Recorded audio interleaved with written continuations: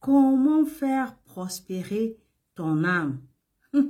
Frères et sœurs, il y a 90% de personnes qui regardent mes vidéos qui ne sont pas encore abonnées. Si c'est ton cas, abonne-toi pour qu'on puisse grandir et se fortifier ensemble.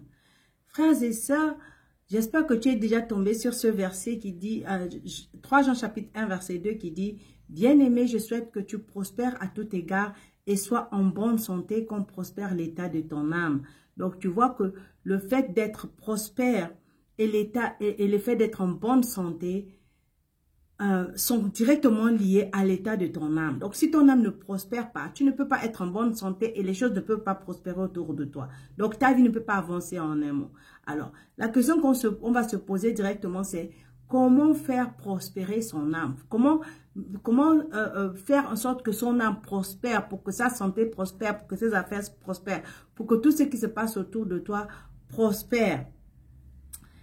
Donc, frères et sœurs, il y a 90% de personnes qui ne sont pas encore, qui regardent mes vidéos, qui ne sont pas encore abonnés. Si c'est ton cas, abonne-toi pour qu'on puisse se fortifier et grandir ensemble.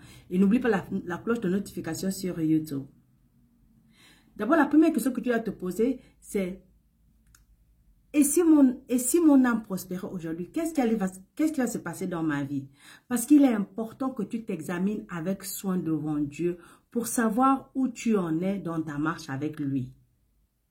Il faut que tu saches que si tu progresses ou si tu régresses, si tu portes du fruit ou si tu restes stérile, car celui qui n'avance pas recule. Mais cela ne s'arrête pas par là, car Dieu s'intéresse également à tous les autres domaines de ta vie, à tous les autres aspects de ta vie. Dieu s'intéresse à ta santé, à tes études, à tes finances, à tes entreprises, à ta famille, à tes projets, à ton ministère. Il souhaite que tu avances, que tu prospères partout, que tu conquières de nouveaux territoires, que tu accomplisses le but pour lequel il t'a créé, il t'a envoyé sur cette terre. Que tu sois un faiseur d'exploits, que tu puisses faire au-delà de tout ce que tu peux penser et imaginer.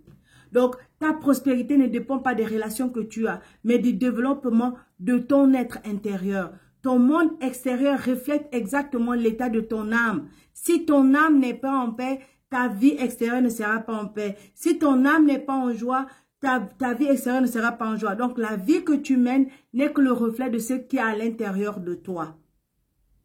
C'est pourquoi tu n'as pas le droit de blâmer n'importe qui, ni ton père, ni ta mère, ni les situations, ni les gens, ni ton pays, ni personne, tu ne peux blâmer que toi. Pourquoi? Parce qu'il n'y a que toi pour faire prospérer ton âme. Et comment tu le fais?